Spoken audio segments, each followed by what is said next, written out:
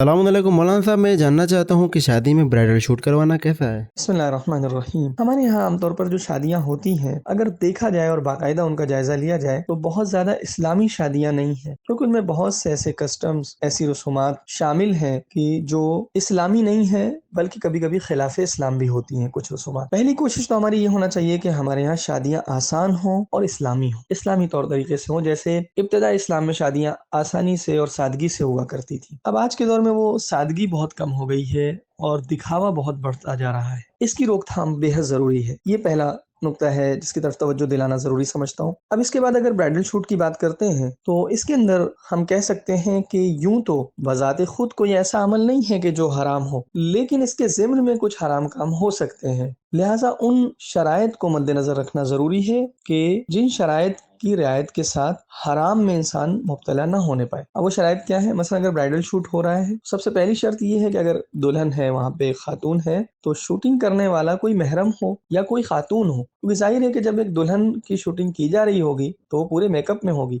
और जाहिर है कि मेकअप को वो नामहरम के लिए जाहिर नहीं कर सकती है अपनी जीनत को, तो इसमें बेहिजाबी का पहलू आएगा। या जहां पर शूट किया जा रहा है वहां पर दूसरे नामहरम ना हो। शूटिंग करने के बाद किसी नामहरम को ना दिखाया जाए, सोशल मीडिया पर ये चीजें पोस्ट ना की जाएं। इन सारी रियायतों के साथ अगर कोई पर्सनल लेवल पर यादगार के तौर पे अपने घर के कमरे में किसी महरम के जरिए ऐसा शूट करा रहा है तो कोई बजाते खुद कोई हर्ज इसमें नहीं है। या किसी खातून से ये शूटिंग कराई जा रही है तो बजाते खुद कोई हर्ज नहीं है, मगर इन शर्तों की रियायत के साथ। ये फिqही एतबार से। लेकिन अब इससे थोड़ा बड़े लेवल पर हम सोचते हैं कि इस वक्त आज एक सॉफ्ट वॉर चल रही है, एक कल्चरल वार है, कोल्ड वार भी कह सकते हैं, कि जहां इस्लाम दुश्मन ताकतें मुसलसल ये कोशिश कर रही हैं कि अपने कल्चर को मुसलमानों के ऊपर हावी करें। कल्चर पूरा एक पैकेज होता है जिसके अंदर फिक्र भी आती है, जिसके अंदर अकीदा भी आता है, जिसके अंदर दीन भी होता है। लेकिन बज़ाहिर शुरुआत में कुछ कस्टम्स के जरिए कल्चर दाखिल होता है किसी सोसाइटी और किसी कम्युनिटी में। तो अब यहाँ पर ये बहुत अहम पॉइंट है जिसकी तरफ तवज्जो रहना चाहिए कि इस किस्म की चीज़ों से कहीं हम उस वेस्टर्न कल्चर को प्रमोट तो नहीं कर रहे हैं कि जिसका मकसद है कि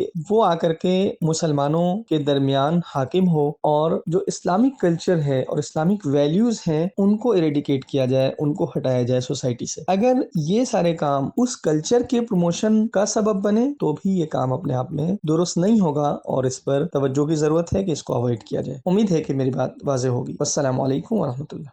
दोस्तों, हमारी आपसे गुजारिश है कि आप हमारे चैनल को ज़रूर सब्सक्राइब करें, अपने दोस्तों को, अपने रिश्तेदारों को और दीगर मोमिनीन को भी इस चैनल को सब्सक्राइब करने की दावत दें। और अगर आपके जहन में कोई सवाल मौजूद है तो आप यहीं कमेंट बॉक्स में अपने सवालात को पूछ सकते हैं, या आप हमारे दिए गए इंस्टाग्राम पेज पर भी अपने सवालात को पूछ सकते हैं। अगर आपका पर्सनल सवाल है तो आप हमारी दी गई ईमेल आईडी पर, कि जो यहाँ पर मौजूद है, पुरानी आईडी हमारी डिलीट हो चुकी है, लिहाजा इस नई ईमेल आईडी पर आप अपने सवालात को भेज सकते हैं। अगर आप हमें हेल्प करना चाहते हैं, मदद करना चाहते हैं, तो पैट्रियन के जरिए से मंथली मेंबरशिप हासिल कर सकते हैं। पैट्रियन की लिंक डिस्क्रिप्शन में मौजूद है। और अगर इसके अलावा किसी और जरिए से आप हमारी मदद करना चाहते हैं, हेल्प करना चाहते हैं, तो हमारे इस नंबर पे ज़रूर रब्ता करें।